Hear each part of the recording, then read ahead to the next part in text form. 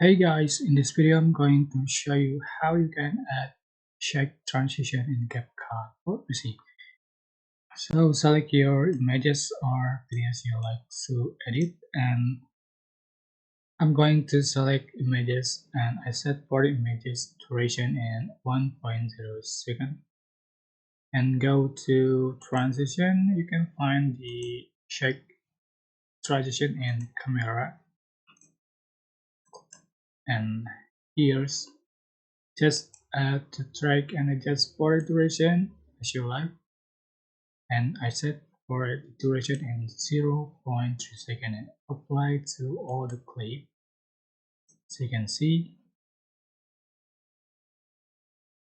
and you can also add the shake effect, add to track,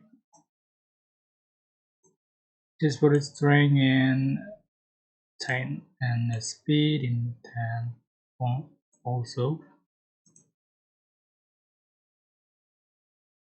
I hope this tutorial was helpful for you guys. Don't forget to like, comment, share, and also subscribe. Thank you so much for watching.